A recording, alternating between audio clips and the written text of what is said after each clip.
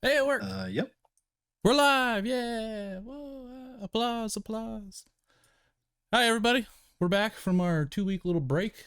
And we missed a couple of key things that I'm very interested. And I think Steve's interested too because he dropped some money on it. So let's get into the first item up. Boop. That is, EA denies reports about in game ads coming to console titles. Now, obviously, they deny it, but we know that this is a little bit of an older story, but we do know already that, I mean, games and gaming companies have been hand in hand with different forms of advertisement inside of games, usually in the form of like sponsorships, especially in sports titles. Um, Usually there's like the banners on the side, support some type of ad revenue for them. But what this article is specifically referencing is like actual TV style commercials and like pop-ups inside of your games. Um uh, how do you feel about this one, Steve? Because personally, I think that while we have seen a increase in game prices for like AAA titles, I don't think it's really been hand in hand flowing at the same rate as the cost to create said AAA titles. I think the cost of creating these titles is increased at a much higher rate than the cost of the actual game itself. Now, is this just something along the lines of like it's an economy of scale deal where like, oh, we're making it AAA, we're going to keep it at the normal price because we know we're going to sell so many of the exact same thing? Or do you think that more quote quote intrusive ads are likely in our future of games?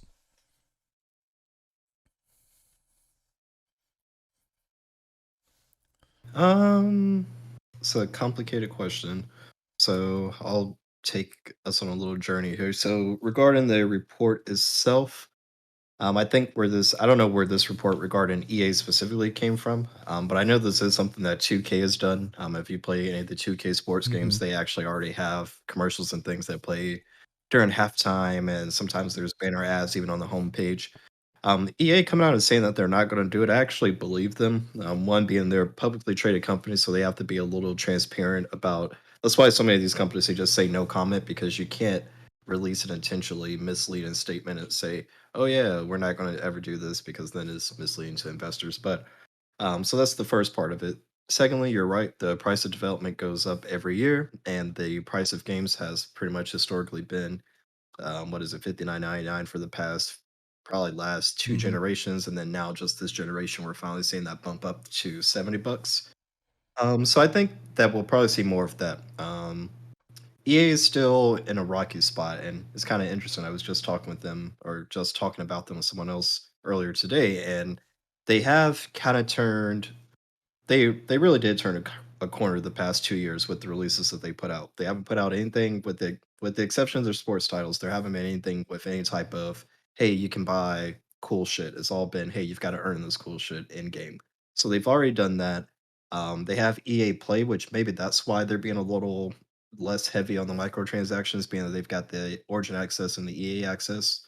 Maybe they're making additional money from that, that makes up for them not having to do the microtransactions, but I have just seen that they're how they develop, gameplay wise. Obviously, microtransactions and all that are a gameplay mechanic as well. It seems like business wise and gameplay wise, they have moved away from doing anything that's kind of anti-consumer like that. So it's interesting. I think the only thing we can really do is kind of wait and see where they do make up the extra money. They always have that goal of impressing investors, which means that every year's revenue and profits need to be better than the last year's. So somehow, some way, they do have to bring that additional revenue in, but it doesn't seem like they're doing it with microtransactions or kind of this dirty in-game ad stuff. Which I'm a like I Oh brought yeah. up the example for 2K. I'm a fan of it if it's in a sports title where it makes sense. Like, oh, in between halves or something like that. Oh, because then I feel like not only are they bringing in money, but it actually adds to the immersiveness of the world. The same with racing games. I always feel like it's cool when they have billboards and stuff like that up, or when there's liveries that are, real world things. I feel like it adds extra realism to the title. So, I mean, if they do it in here again, they're saying they're not going to do it. If it does ever come up, as long as it's done in a classy way, I'm really not not that opposed to it. Single player Yeah, games, and I think absolutely that's not. But like if it's a where they multiplayer do game that have to makes sense, then I'm get cool a with little it. more creative is in how they inject these sponsorships or these ads basically. Because you brought up a really good one in racing games. When was the last time you drove down a road and didn't pass at least 20 billboards along the way? Not that you wanted to see 20 billboards, but you are right. It adds that level of immersiveness to titles like that. And then sporting events are the same as well. You know, you have the ads that run on the Jumbotron, and, you know, here in our home stadium, we have those giant banners beside both, what is that, north and south ends of the field. So it's not something that people want to get away from, and they can do it very tastefully, like you said, as long as it adds to the immersion.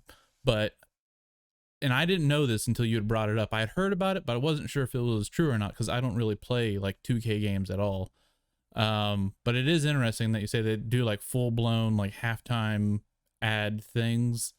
How long has that been going on? Oh yeah, Really? not even just have to. I want to say at least like 3 years, honestly, because I remember distinctly. I want to say it was, man, I don't remember that distinctly if I don't remember what TV show it was, but there was some TV show like for TNT or something that they would constantly play like before even you got Is it into that the weird game. Man, like I'm not really curious Western, to what but it like, was, you know, but Texas Detective or something like that?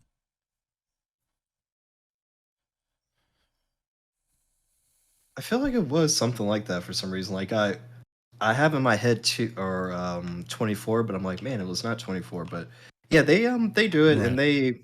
they took heat for it because they're a premium price game or standard price game that Do you has know if there was a way to microtransactions, skip? and then they do that on top of it. So I googled it on my side here, and it So you couldn't says even they turn it off removed at all. the off option. Yeah, and this was from 2 years ago, so at least I would guess what 2 years. I wish Reddit told you the exact Oof, date. man. I don't see Yeah, it, I but think that would be a little at least two irritating years is ago they had it in there. swapping quarters and getting met with a TV show ad. That's not, in my opinion, tasteful at all. Yeah, I mean, there's definitely ways they could have gone around that. I mean, especially in the sports titles, there's so many, you know, surfaces that if you were to watch a real game already have ads there. I don't understand why you wouldn't be able to just capitalize on that same type of yeah, environment. Snowfall. I agree. The show was I Snowfall don't even was the remember what one that one's that about. I remember, which I don't even remember. Well, I guess I the never ad saw the worked then, actual right? show, but I remember the commercial. Yeah, as soon as I saw this image, I was like, oh yeah, That is that was true. it. We are kind of seeing on the internet Yeah, except for it didn't make me watch it. where people are now like revolting against ads. Like, oh, if I see this ad in this manner, in this way, just know that I'm never going to be a part of that community. I'm not going to buy your stuff. I'm like, all right, well, sure. Yeah. There's definitely some stuff where I've heard it so many times. Like, what's funny though is like what I just said. Like, there's jingles that all they just kind of subconsciously get into your head, and then one day I'll actually watch the commercial. I'll be like, oh, I never had the idea of putting those two things together. Because Hmm. all I hear is like because I play on the computer facing this way, and then my TV's in the background over there. So sometimes I'll just leave it on just for kind of the background noise and shit. But yeah, I'll hear a jingle and then I'll watch the commercial. I'm like, oh, I had My no fucking mom idea that's knows what that like was about. every single ad No idea. jingle from like the 70s and 80s, and she'll just randomly start singing them all the time. It's great. It's funny. Oh well, So let's move on to they're good, man. They are good. some more breaking news, I guess. Not really, but sort of. The Steam Deck. Steve, do you want to tell us about this since you actually pre-ordered one?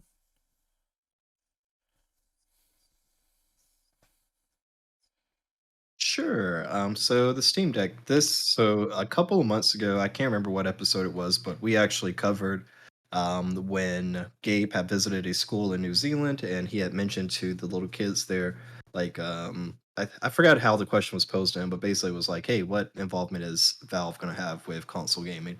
And he said, "Hey, by the end of this year, you guys will know our plans for how we plan to be in that market, and Right. we think that the answer will surprise you." That was pretty much paraphrasing what he said at the time. You and me had kind of talked about, well, man, what is it they could do? We were like, we know they have this relationship with Xbox. Maybe they're going to do something with Game Pass. Really didn't think anything about the Switch or PlayStation. I think we were really focused mostly on Xbox. I think we might have even toyed around with the idea of hardware, but I don't remember No, at the yeah, we time. definitely And if we did, didn't I bring up a definitely don't think we were portable. talking And about whenever a we were talking about portable hardware, we were handheld both, console at at all. least I know I was kind of skeptical of stepping into the hardware front just because the whole Steam box or whatever the heck the PC iteration that they had with Alienware just really did not pan out, or any other OEM did not pan out well for anybody that took part in it. Yeah. Yeah, very true. So I don't remember how I felt hardware wise at the time, but anyway, so they did announce this new portable device, which you see on screen here now. I think it looks Yep, here it absolutely is. beautiful. Jordan had the pricing on screen a couple seconds ago, but there's three different models. And they're actually, despite those last two saying that they're both a Mhm. NVMe SSD, they actually do have a difference in actually even the storage speed and everything. So the first entry level model, 64 gigabytes, all three of these have the expandable micro SD storage. So initially, people look at this and they say, "Oh, okay, well, I'll just get the cheapest model and I'll upgrade the memory later." But for me, I said, well, they clearly said that the storage is going to be the quickest on that 649 model. So that's the one that I went ahead and put my reservation down for. I really don't feel great about spending 700 bucks for this thing. Really don't.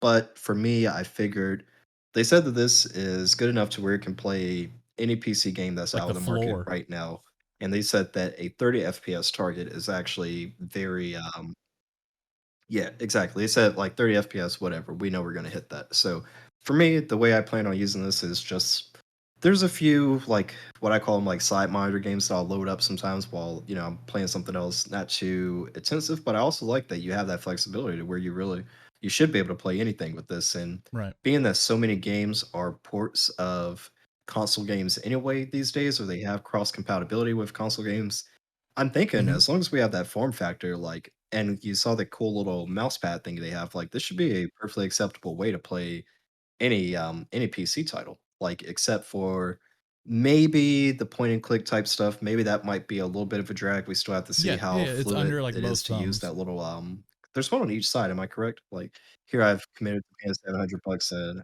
I don't even know. But yeah, so they have that. So I'm thinking everything that can use a controller today will be perfectly fine to play on this, and it actually will probably be a pretty enjoyable experience. You have the lower resolution of the screen, so it's going to be able to take advantage of that power Right. that on PC, you're kind of craving to try to hit 1440p or trying to hit 4K. So having the smaller screen, yeah, I'm excited for it. I don't think it is going to be a daily driver for me at all, but I think maybe like me, I travel for work maybe a few times a quarter. So I'm like, okay, I'll be able to play all the PC games that I like to play at home on the go, which is my issue when I take my Switch now. Is like, I really don't want to play these games. Like I don't like they're games that I pick up when I'm at home and maybe bored on So the couch or something, but what they're are not things that I like actually five look forward to playing when I get give off me work like five currently. Just games that you think would go great with this. If someone was like, "Hey, I just bought this thing, this Steam Deck, um what game should I get with it? What are like five games you plan on playing this with?" Mm. I would say Forza Horizons. Um, Probably they said Destiny won't be compatible, I believe, so I'll scratch it off the list. Oh Definitely yeah, Grand Theft Stardew. Auto Online. Stardew Valley would probably be great for this. Mm, another s- EA shooter, probably like Battlefield. The new Battlefield that's coming out will probably be great for something like this. A fighting game, like really, that's the thing about this one. Like, why I have so much more optimism about this over the Switch is that just knowing that it can actually play these titles Right. fluently, like, that was always a concern of the Switch. It's like, it's not gonna get fucking ports of anything because everybody is they just know that it people who usually play the Switch are not the same market as the people that want those games, or that's not fair to say. It's just that it's a larger or a smaller part of that Switch market. Even though the Switch is sold like hotcakes, there's still a lot of companies that are like, yeah, we can't port it because of either performance type issues or because the market of Nintendo players that actually would buy this is so minute. Like No, there's not one. Activision would But love they to did have a Call have of a. Duty on I the remember Switch, I'm back in sure, the right? day they There isn't one, am I tried. correct? This has always been the story when people are trying Yes. to port to a Nintendo console, is that it's so different of a development environment. It's so different from even like the business standpoint of getting your game approved for, Nintendo release. I think there was a Call of Duty Modern Warfare 2 like rail shooter or something like that on the Wii or Wii U. It didn't do well, needless to say, because it wasn't a normal Call of Duty experience. It was just kind of like a cash grab on both sides, and I think they saw that, and I don't think there's been a Call of Duty title since that one. I might be wrong, but I'm pretty sure that's the case. Yeah. Yeah, so that's probably like aside from Skyrim, that's probably the best example of like if the Switch did everything that a third party developer needed, then Call of Duty would be on there. Same with Grand Theft Auto Online. It's just that it doesn't have the power to.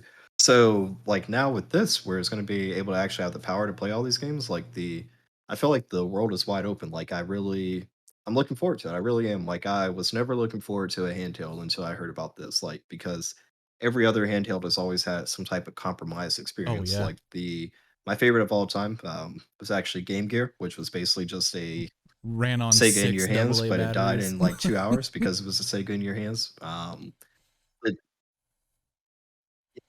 crazy like that. The DS because they actually used the hardware differently. It wasn't just like, oh, here's a compromised version of this game that you love on console. It is completely built from the ground up for this dual screen touchscreen thing that we have here. So, and then like I got into the Vita, it Right. was okay, but again, it was all compromised games, so I didn't feel like it had that kind of special flair the DS had. So it's a handheld, but really it's a console. It just happens to have a small form factor that sits in your hand with the screen there. It seems like they got the best of both worlds. They have all of the performance you need for your regular games, and they have this niche stuff that they'll be able to do Yeah, the touch pads and the with controllers the that are attached kind to of it. the touchpads or whatever. So I'm looking, yeah. This is great, honestly. And I mean, they're when you think about as well the fact that Xbox is doing something with Game Pass eventually with Steam, like Microsoft, and this is something that's kind of interesting, but Microsoft has now they have a pathway to a handheld that doesn't require any investment from them beyond Well, it is just a little making bit Game extra Pass of a and their step games because they available on have to make Steam. their Like games, they don't have to do because a what portable some console because people, and obviously you can't trust everything you see in memes, but what some people don't realize is that this is Steam OS. This is not a Windows handheld like some of the other, portable handhelds that we've seen come out of, the Far East. But they have said that you're going to be able to. Obviously, we have to wait until we actually get our hands on one, until some type of tech reviewer actually rips the thing apart and tries to install, because this isn't a normal processor that's sitting inside of it.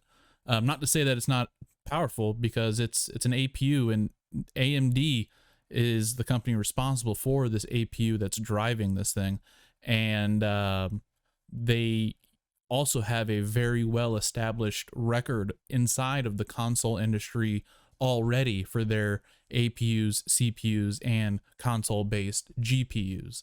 So I mean, they're dealing with some potent power there. But the game developers still have to make their games. I think the automatically added ones are all the ones that basically can run on that I can't think of the name of it. There's like this platform that you can run on Linux that will allow you to run a Windows game on it. And as long as it is tailored to run on that weird like side platform, or it can run on Linux natively, then it's going to run on this. So it's not going to be like 100% of your Steam library is going to be accessible on this thing at, in its base form. A good amount, but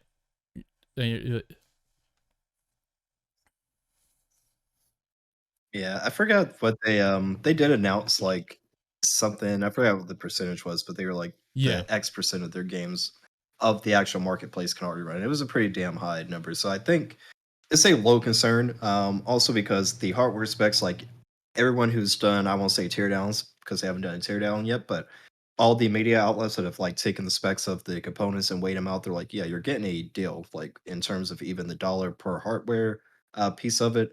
And then Hmm. knowing that we have the flexibility to where you would be able to side partition off another OS or like, like Archie was saying, just running through the native Linux, Yeah. OS that we're going to be using here.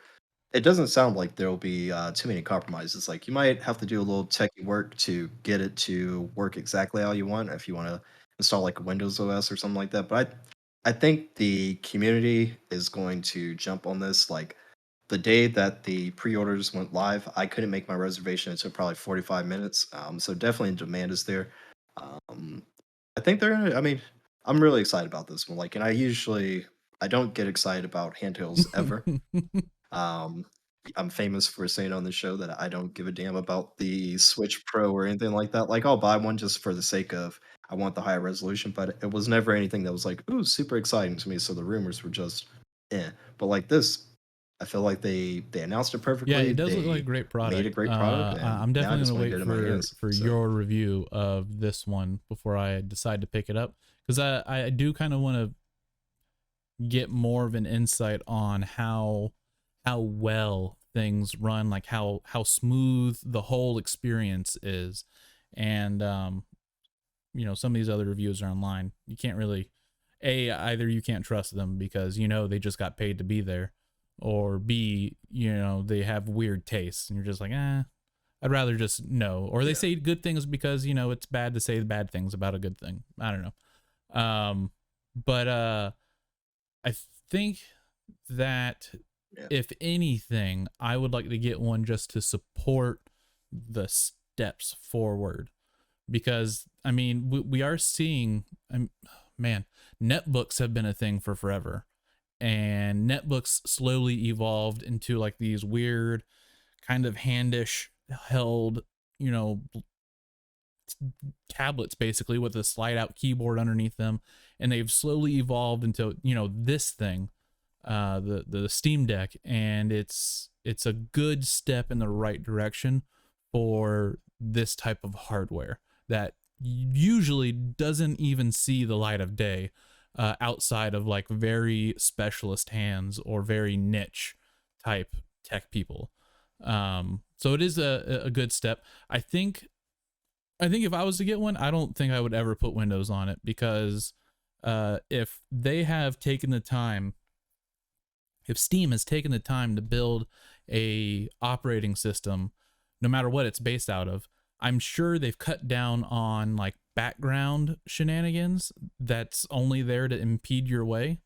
Um, so I think I would prefer the base experience over running a Windows experience, which, if anyone ever hits, their task manager right now, you'll see about 800 things that you have no clue what they are, and they're just taking up resources. So I think it's a good step forward, good way to bridge the gap between console and PC gaming, and especially if you're on the go like you are, Steve, it's a good thing. So one thing that I didn't quite understand though was their dock. The dock seems to be plugged in through the USB-C port, but the USB-C port's on the top. Is this something you're gonna rest your Steam Deck into and plug in, or how's that supposed to work?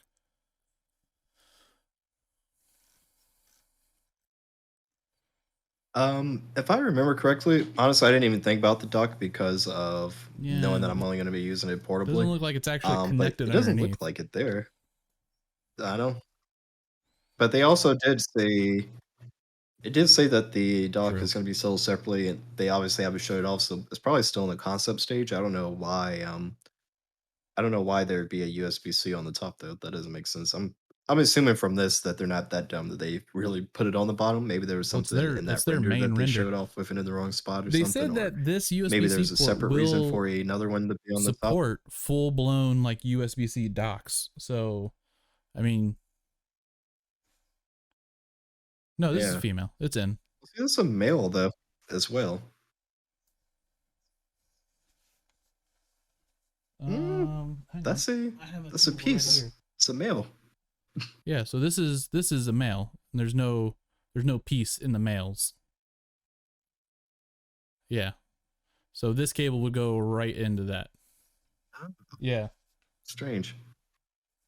I never look inside of it, just to let you know. I That just would plug it in. be I never that would realized that be they kind of a had a weird setup if they just like, yeah, I'm oh, not here's gonna this say what they USB-C have, but thing, but it's proprietary.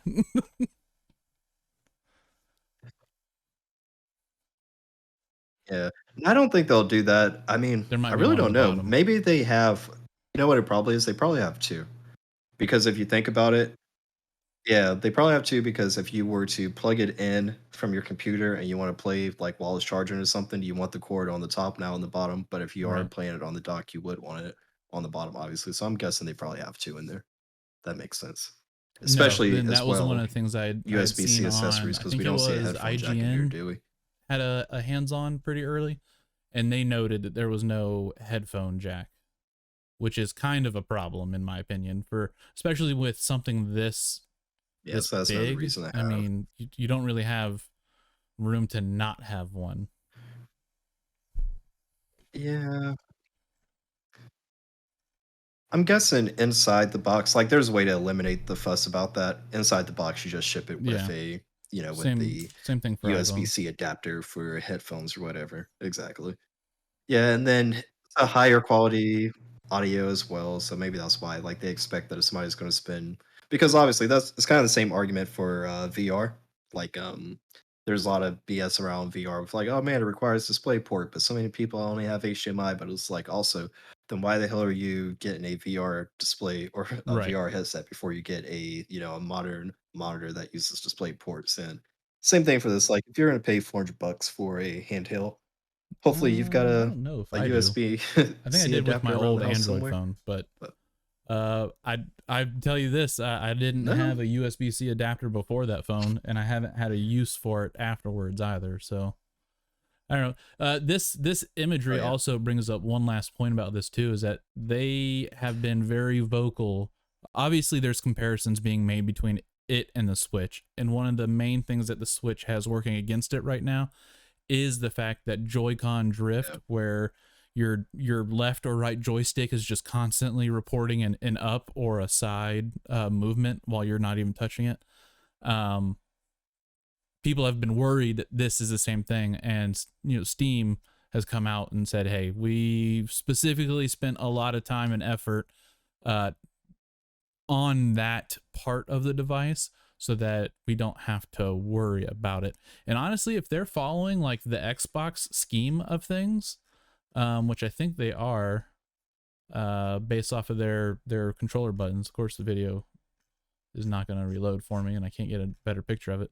But if they're following like an Xbox schematic of this, then chances are they probably reached out to the same people. And I don't think I've ever had Joy-Con or joystick drift in a PlayStation or Xbox controller.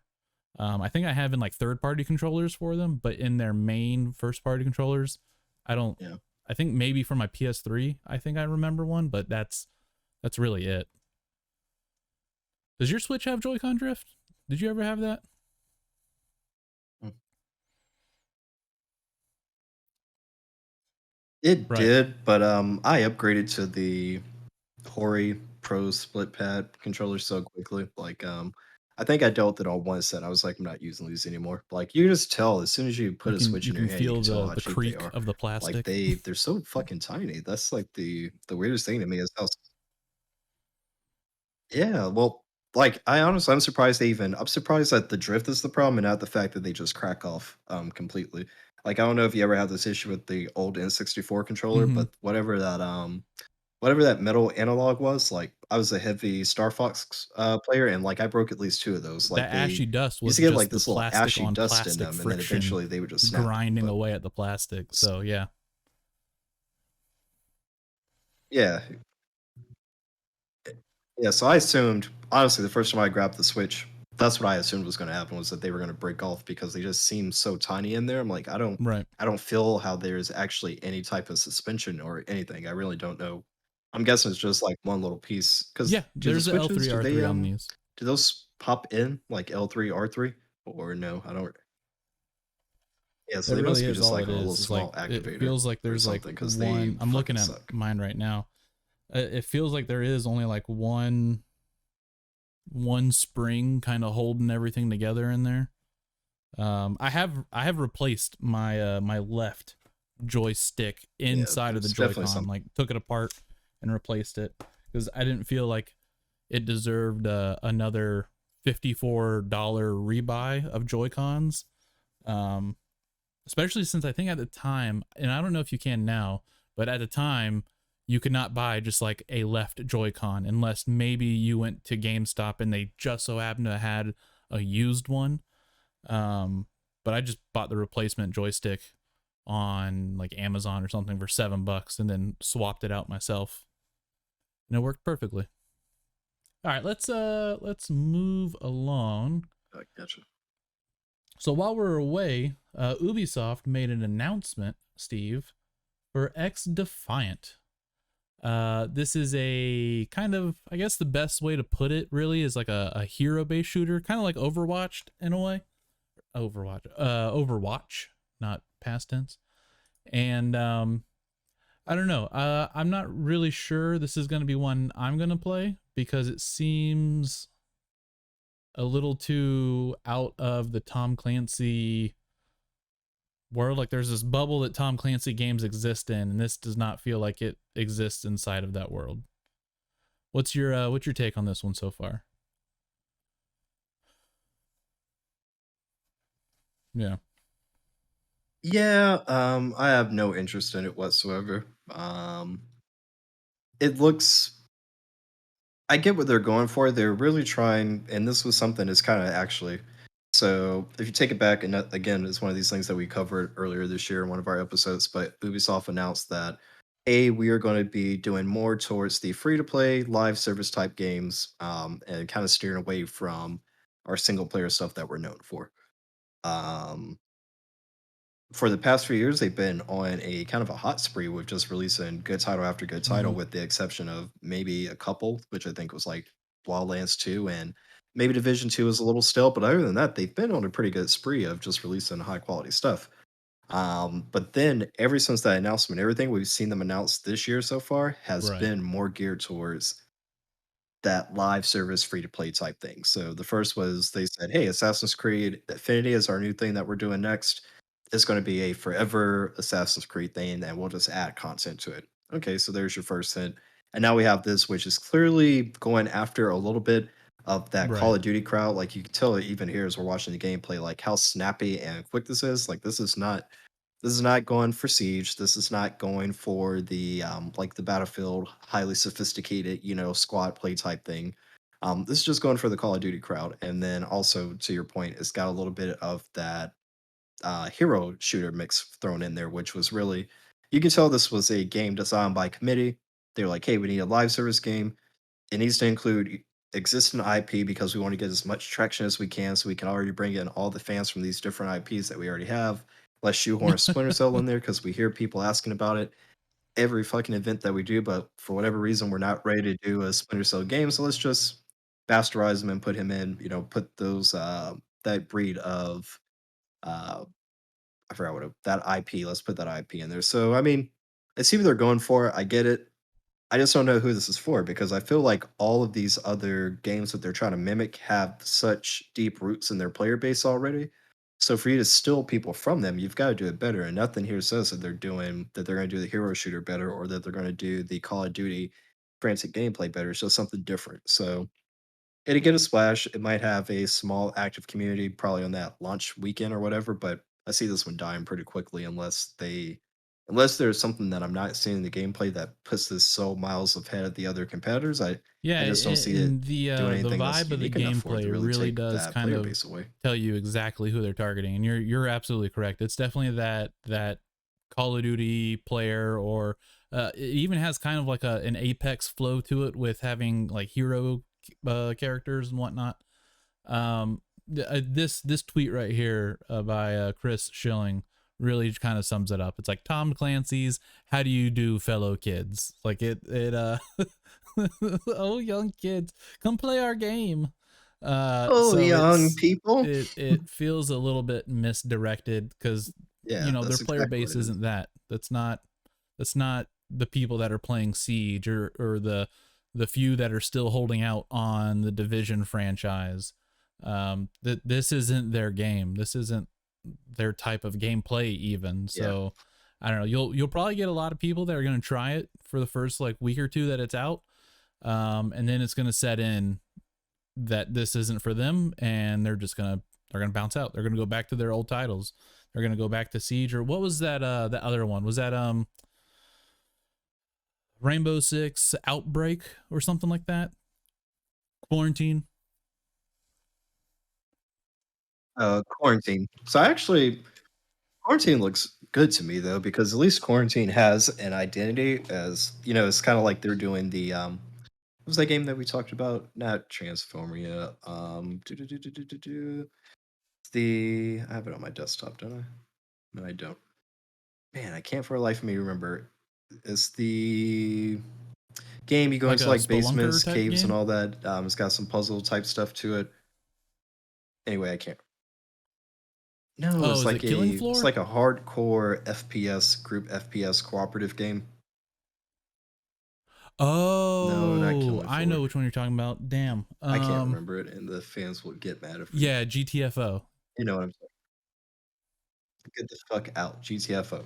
So like Quarantine is like GTFO. So it has an identity. Like they're doing the hey, this any team did this thing, we're gonna do it better. That I'm down for because again, it's like, hey, if you're gonna do it better, that's cool. Doing it different like this is okay, but is it different enough? And that's the problem that I see here. It doesn't look different enough. It's like we're doing the same thing as these other companies. The only difference is our IP, and none of these IPs are really designed for this. Like Tom Clancy, Right. there's a lot of controversy about that. Even like people are like, "Oh, this isn't what Tom Clancy stood for." You know, he was hardcore milsim. You know, realistic for the most part.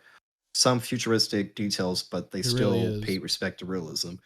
This is just like vomit, you know, neon vomit all over the place. Like it's not true to what he stood for, but he also sold the rights to Ubisoft while he was alive. He died afterwards. So there's an argument that could be made if he was that concerned with what would happen with his dynasty after he passed away or whatever, he would leave it to his Right. estate and his family can make all these decisions. You know, it could have went that way, but he sold his likeness and the entire, you know, franchise. So Ubisoft does have the right to do whatever they want, whether we like it or not. It just is a perplexing choice to me because it doesn't fit. I they could have used a new IP without doing damage to Tom Clancy, which I think that's probably, you know, they in boardrooms, these guys weigh this out. They say, okay, we have the pros and cons. Pros are we get a fraction of the people who are already interested in the Tom Clancy IP. Con is we can do some damage to the brand. The other alternative though is just doing something brand new, and then you don't have any starting base of user base that you can put in there. That's the problem going that route. But I think creatively at the end that route is better because then you could have done whatever you wanted with this without having to hear these criticisms and having so many people Yeah, question like it's why the hell are you even doing this to I begin don't know. with, you know? But I agree. It's one of that's those that. things that if I guess he felt it was necessary, then he should have left at least in the contract some type of like guiding rules. But when do you know when he sold off everything? Was this like a couple of years ago or like forever ago? I feel like it was 2016 is what I heard, but I might have been wrong. That could have been when he died. Sold IP Ubisoft. Let's like Yeah, so not we're that 2 long seconds ago. away. 2018 is when that actually happened. And then he must have passed like shortly after that then. Let me see. So that was sold in March of 2018 and Tom Clancy per Wikipedia. Like this isn't oh, you know what? This is not right. This is a reprinted article. Because he died in 2013, so this can't be. This is one of those things where they've archived an old article and they republished it.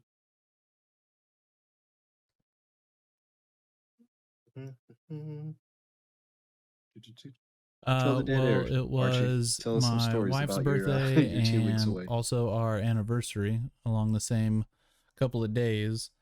And it seemed that we were destined to have a rough start on our little vacation because my wife had lost her wallet along the way of the parking lot or garage all the way to our room. Oh, no. And we noticed it, instantly that it had went missing. And long story short, uh, turns out the front desk had it for like a day, even though we had been calling lost and found every day, at least twice a day. Oh, nice. Front desk had it the entire time, and then security had it, and they supposedly had a case for Yeah. it, but they had the wrong name down, even though on the report that they had a sign had my wife's name on it. I gotcha. So I don't know what the whole deal was with that. I mean, even the guy that brought the wallet up, because we had called him on the very last day. My wife was like, "Hey, why don't you go ahead and call the desk while I finish packing up?" I was like, "No, they don't have it by now. They're not going to have it now. So I just would rather leave." And she was like, "Come on." I was like, "All right, fine." So I caved. I went and called, and sure enough, this nice lady felt like she was the only one to have actually looked. Was like, "Oh hey, it's right here. It's been here since the morning after you lost it." It's like, you got to be kidding me.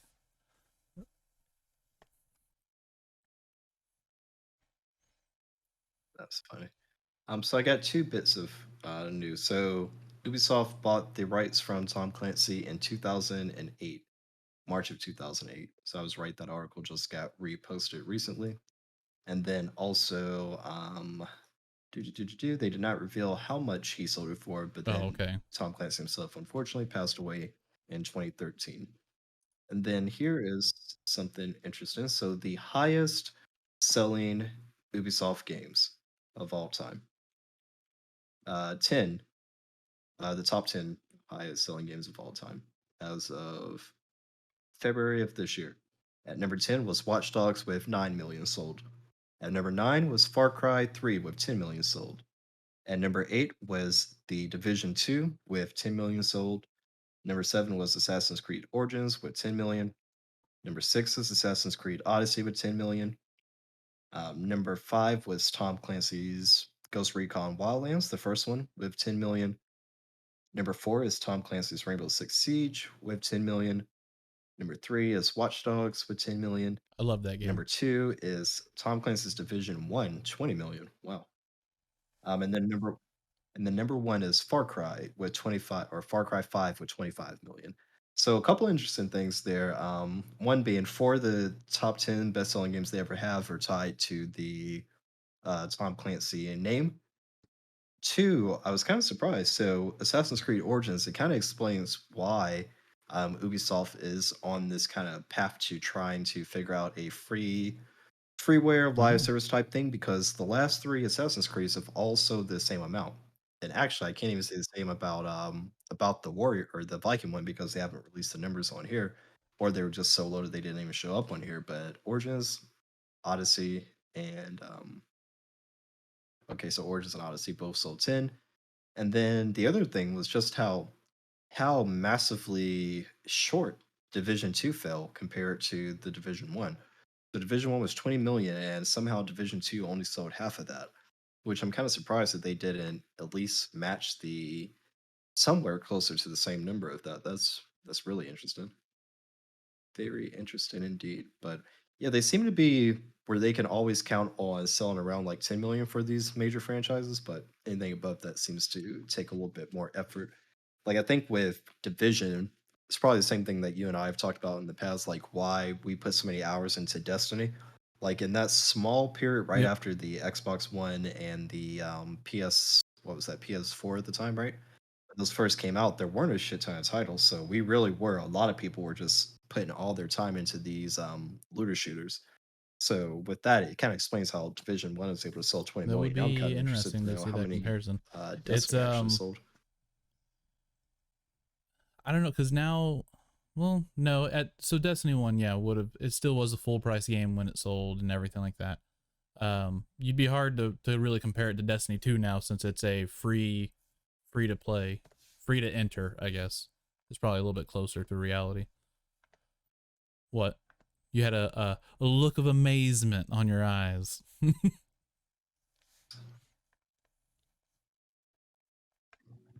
Because it said that Activision said that they sold 50 50 million million. That seems copies kind of between low though. Destiny and Destiny 2. I mean, it's high So number, sure, but like compared to, I that guess seems it's high just, to you know, me. a built-in bias because we spent so many hours on it. And I don't ever remember having like matchmaking issues, and normally that's the key sign of when you're struggling to keep a user base up. And that's a lifetime sale, or that's like Yeah, opening so I month or said year or oh, okay. that was that was sometime before they sold off. And then the reason why it was surprising, so I switched over to the list Mm-hmm. of best-selling PS4 games. I went PS4 because they sold the most consoles last generation. And the biggest over there was 20 million for Grand Theft Auto 5, which is a multi-platform game. So if you think, okay, they probably sold 20 million there, 10 million Yeah, on something. PlayStation, and maybe another 10 million on PC, maybe something like that. So it's like that means like Destiny's up there with like with Grand Theft Auto in terms of the sales numbers, and they might be a lot closer because again they also had they've had the re-releases now on Xbox 5 or Xbox 5, PS5 and the Xbox Series X. Yeah, just interesting stuff. The numbers is always kind of wild to me because man, it's hard for me to even believe that there's millions upon millions of gamers out there sometimes. Like It's a that's a huge large number, 50 market. million. That's It's something a to really very be large extremely market proud that of as a developer. only maybe in the last 10 years has really come out of the closet as being like a full-blown medium of entertainment. Like, yeah, there's always been games to sell and millions to be made, but now there's, you know, huge player base. There's websites like this one that we're streaming on dedicated, you know, mainly to the video game medium. So I don't know. It's surprising, but in the same sense, it kind of makes sense too. So all right. Anything else about Ubisoft or Tom Clancy or this game that no one's gonna play called XDefiant? Yep, not for me either. So next up, more fun Not for news me. is we already shared the news that there was a new Battlefield and it was confirmed, and we saw the official trailer and whatnot. But we did get a little bit more news during our break about a special mode that's a part of the new title called Portal, where you can mix and match various different previous Battlefield titles all in the same multiplayer game, multiplayer match. And as a person who can build the game type, you're given this very powerful editor, I guess. It's not a level editor. They were very clear during the EA Play event that it is not a level editor. It is a game type editor. So I wonder if they're going to show it at all in this clip or not. But one of the interesting things that I saw on here was the just like the craziness that you can ensue. One of the types that they shared during the play event was it was like it was like a one man squad, or not one man, a one squad of like modern warfare soldiers with their tools and whatnot versus like 100 or 50 or something like that, like World War II soldiers. And like your goal as the small modern team was basically to wipe out the other team, or collect this objective or something. So it was very interesting to see that. And they include a ton of maps from previous games. So maps, classes, weapons, vehicles, all from, says right here, Battlefield 1942, Bad Company 2, Battlefield 3, which I think is like the first one that our group got on, right? Was Battlefield 3, and then we eventually got 4. And then I think we also played Hardline, Yeah. but I don't know if we played any of the other ones as a group. Um,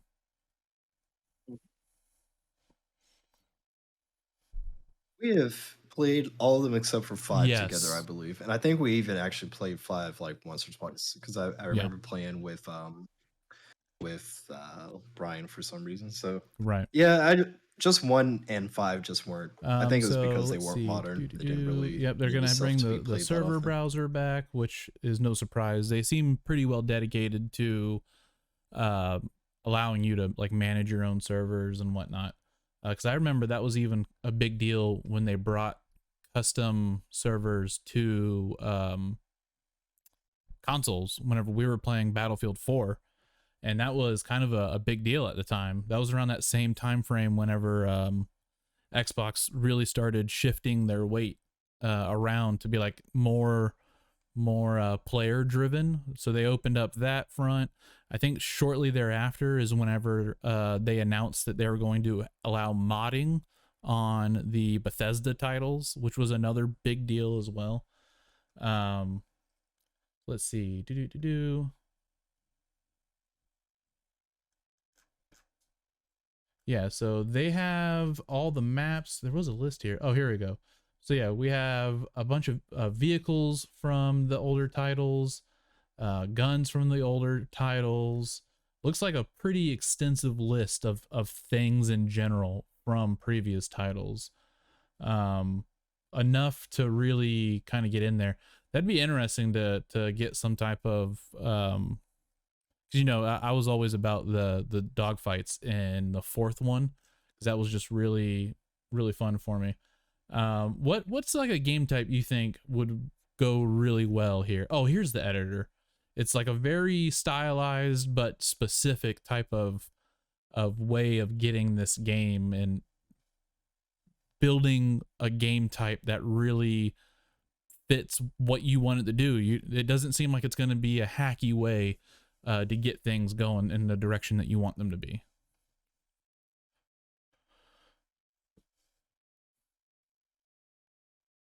Yeah, God, I hope it doesn't look like this.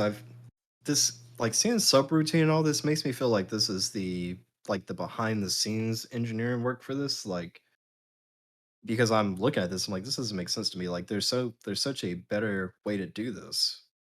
So if that is the way, that's one concern I have right there. So that this looks so bad. Because I mean, I think back to Perfect Dark, a game probably 20 years old at this point that did this, where you could play any map that you could want, and you could add in exactly what weapons were being used and the Right. life, how many lives did you have, or what was your health percentage, and all these different things. I mean, we were doing that like 20 years ago. So if that's what they think is needed to do this, I would I would challenge them to go back and play Perfect Dark and think of a I simpler way to think make this that type of menu look, because menu that looks though very is more cumbersome for driven the average around player. or more built Um, around how to win because we have various game modes and in previous games of just any previous game that allowed you to edit a multiplayer mode, you normally still had to stay within a set player rule set. So like was it a deathmatch rule set that you had to apply in order to get these other settings that you wanted to do? This seems to be a lot more. I agree with you though. It is not the most friendly yeah, looking thing to get into. there's still a better way to do it Especially than this. well I mean I see the word editor here I and really hope these this is all look like it. I controls, really hope. something list, Yeah, I variables and do too. whatnot. It just looks It does look a little it, heavy here, but it looks very if there was a cumbersome. player This base that is was going to really get into it, because they're going to have their normal like server type editing, where it's just like, oh, here's the weapons. yeah, of course. I'm just saying if you're Oh yeah, I'm just saying this is a recipe for disaster though, or at least bad PR. If a flagship feature that you're promoting is cumbersome for the user to use, because you really like know as a developer, I won't say a developer myself, but as a team that develops stuff, like one of the big things that we always think about is like, oh, there's different markets, and you have to think about who are going to be the people that are going to use this. So there's going to be that extreme user on our end of it, but there's also going to be the kids that are just like, oh, And honestly, sometimes the kids are the people that are going to be providing the content that's going to sell your game the most. So you want them, like, especially something like this where it's literally Right. saying, hey, go in here and do a bunch of crazy shit. Like, you want the kids to be able to use it easily. So well, yeah, I mean, like you said, that's one part of the menu, the subroutine thing. Maybe there's a bunch of other little items up there that are a lot easier for people to navigate. But even right now, like the problem is, like when I look at this, I'm like, okay, I can't. I feel like you should be able to make sense of it just by looking. Like maybe if I studied It's long like enough, I programming. could. But when I'm seeing get variable value and all this other stuff, I'm like, yeah, I can see. Yeah, and I can see kids like, okay, that's it would eliminate this even being a fun thing for them to use if Oh it yeah, yeah. so again, there's only so much you can learn from a screenshot. I'm not being fair. Maybe once I get my hands on it, it's a lot more, intuitive to use. But as of right now, the idea sounds great. Like I think this is really what they need to do.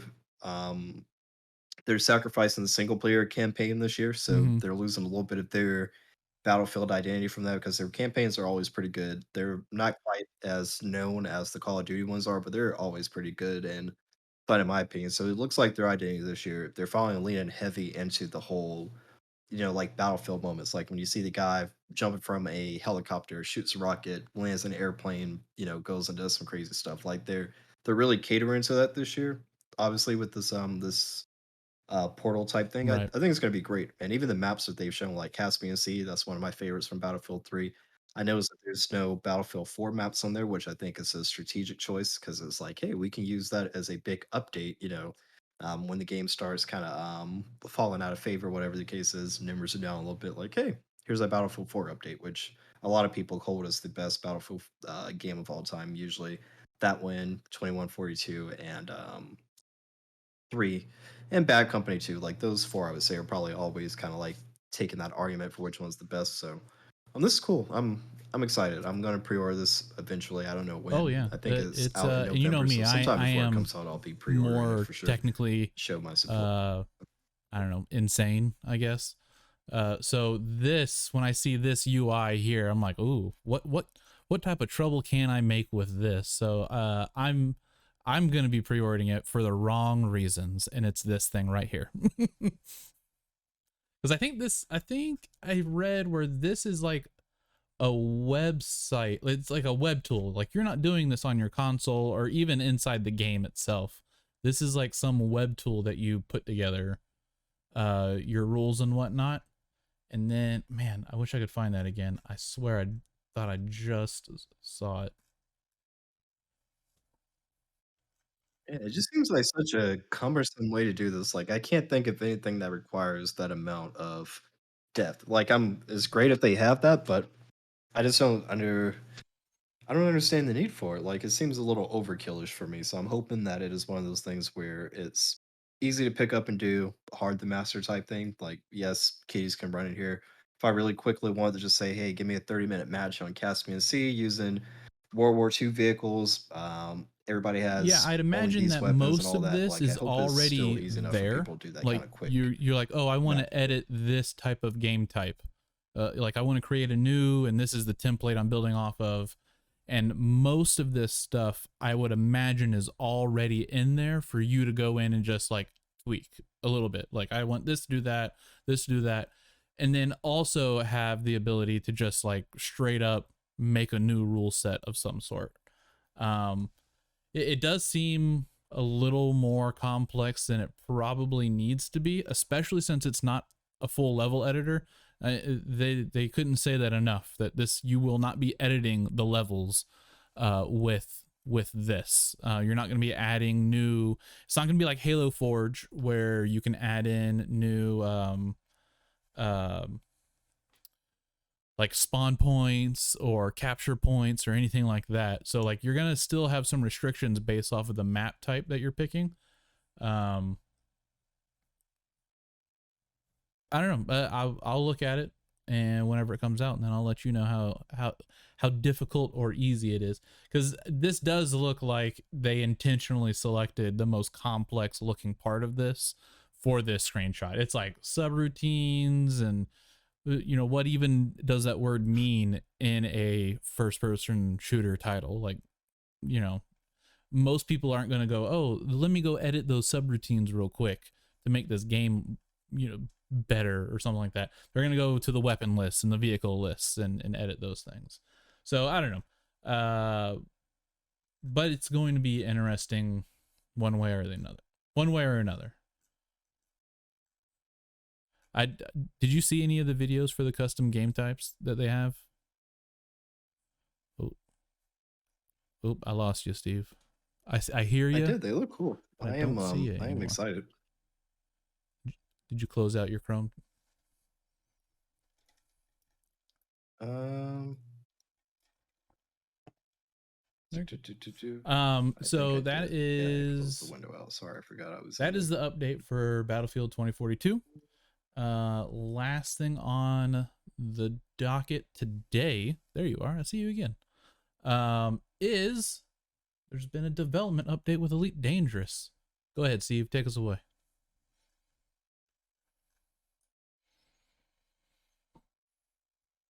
Yep. So nothing too big here. Just wanted to say, if you guys are still interested in Elite, a lot of people were turned off by the Odyssey update at launch. It was quite buggy, many disconnects. There was a lot of features that have been shown off in the previews, such as the planets that Archie's showing on screen now, where this tech was Mm-hmm. promised, and you can see it in all the trailers. But when you actually load it in, there was nothing that looked quite like this at all.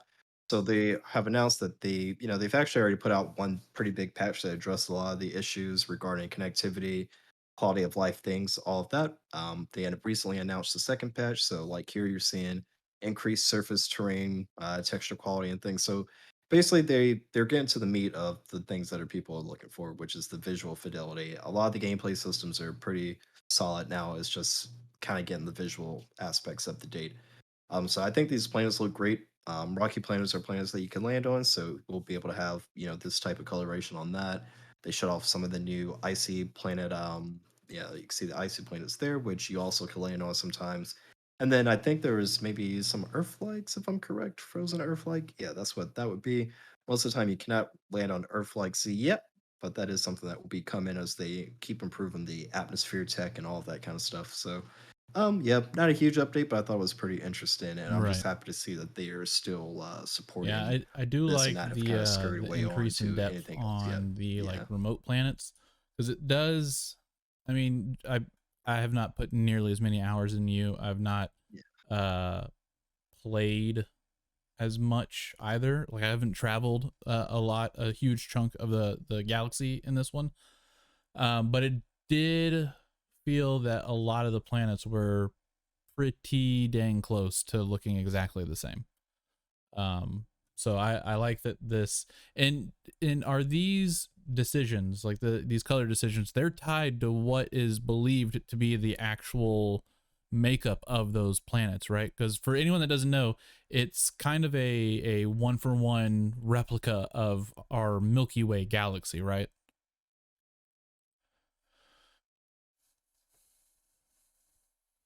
exactly. Yep. So I forget if it's an astrophysicist or whoever the person is on their team, but they have a couple of those educated professionals on their team.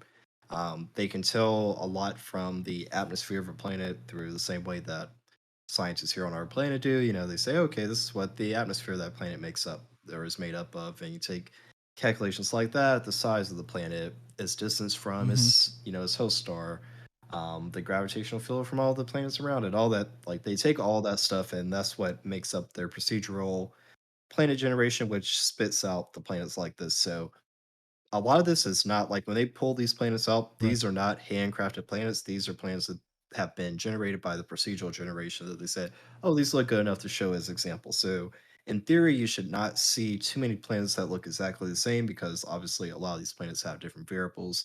And they admitted that at launch, the procedural generation was not working as expected because actually, if you look here, I don't know if they're in the images that you have selected, but there was something else in the post where they showed like the pre-Odyssey type. Um, maybe it's not here. It could have been a different post actually. Now that I think about it, but they showed actually that the in one of their posts where they had admitted that they had made a Mm, mistake. It showed where pre-Odyssey the planets actually look better than they did post-Odyssey. So they were like, No, this is something where our procedural generation got broken. With the last update, we'll fix it." Blah blah blah blah. So they're there. I'm excited. I will not be going back for a little bit just because I kind of had my fix of it. I played probably for 2 or 3 months straight there, even before the Odyssey update came out because I was trying to get geared up for it.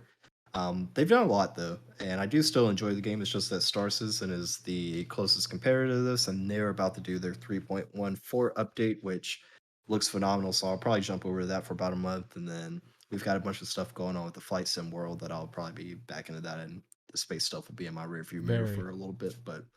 Yeah, man, exciting times to be a And Flight simulation Sim fan is right on now. the Farming Xbox Simulator's now. right around the corner as well, you know. Yep, Flight Sim releases Is for the the, Xbox and you can tomorrow say that at you can't 11 say if you want a.m. to, Eastern but Standard Time. is the helicopter project that you're working on, um are those going to make their way over to the Xbox space? Is there going to be a way for that to happen?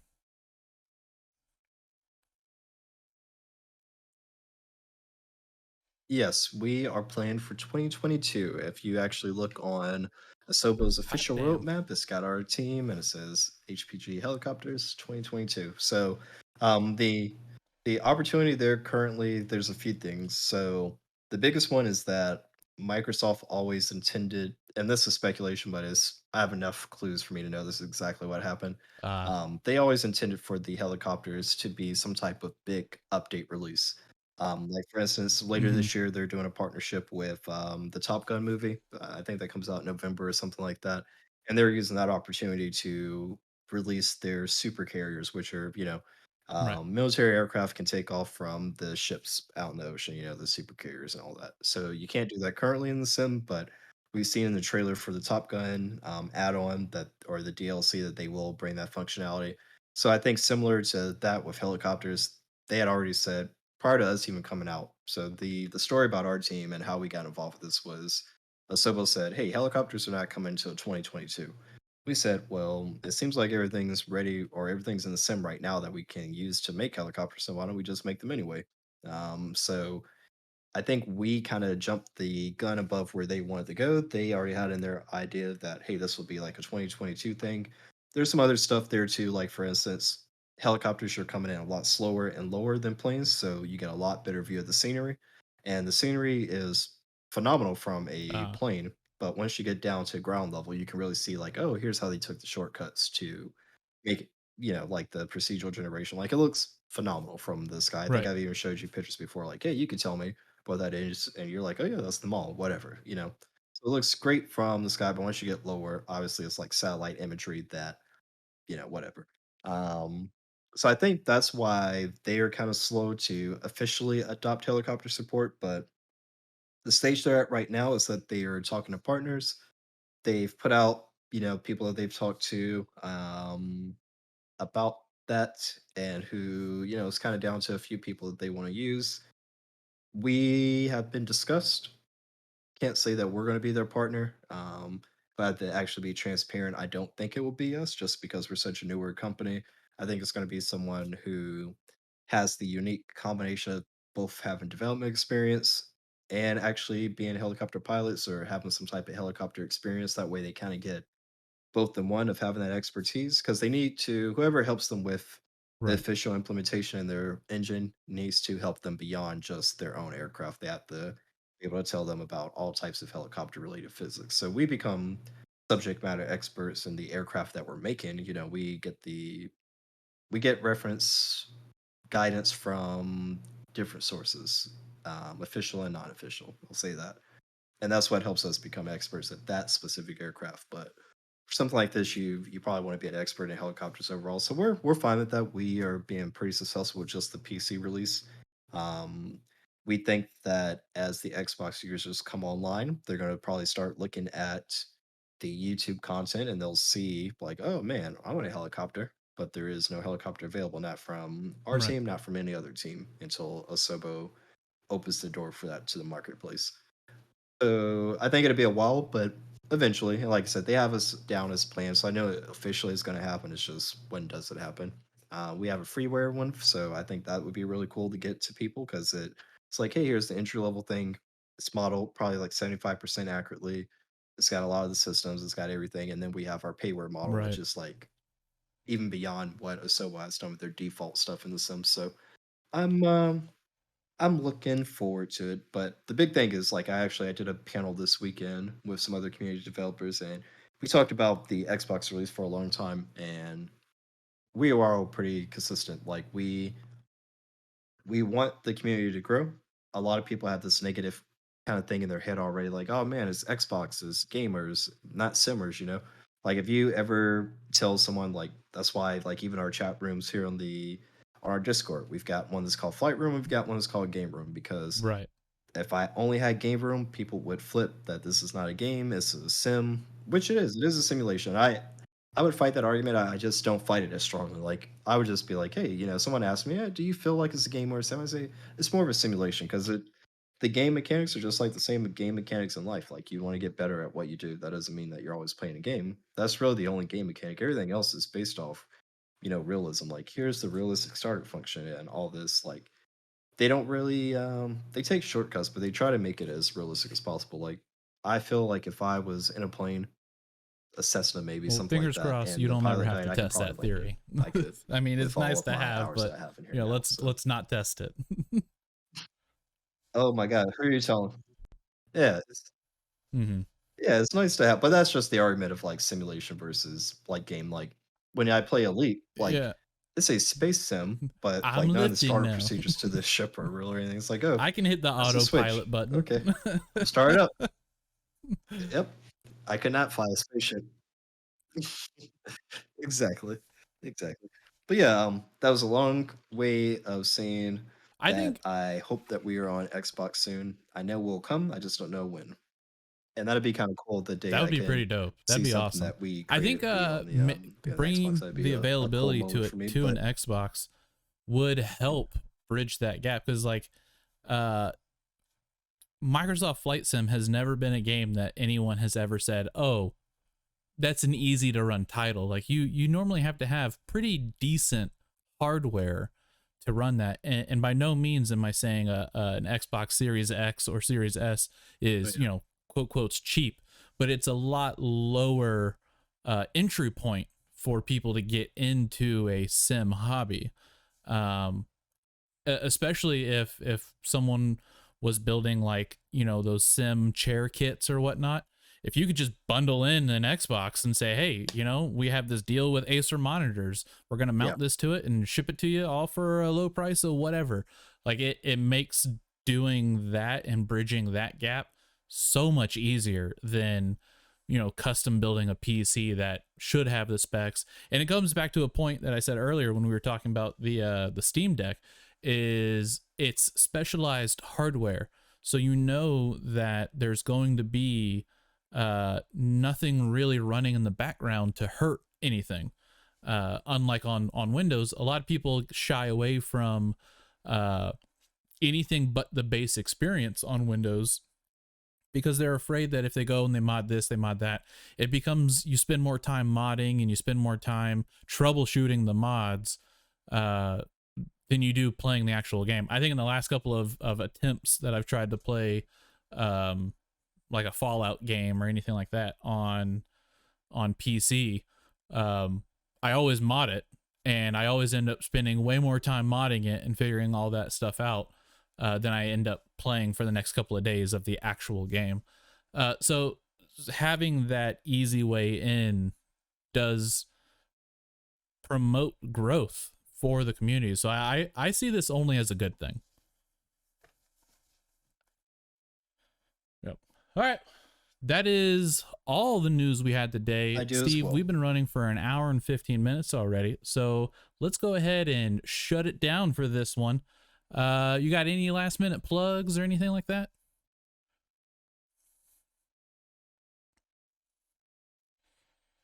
No, sir.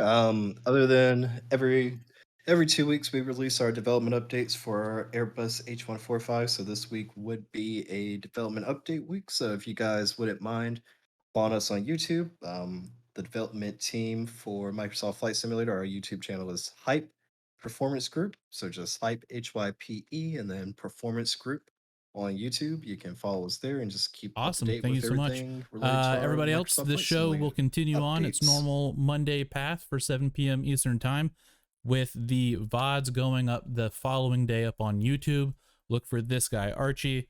Hopefully one day soon I'll be able to have a direct URL, but we'll get there. Baby steps. All right, everybody. Have a great night. Love you. Be safe.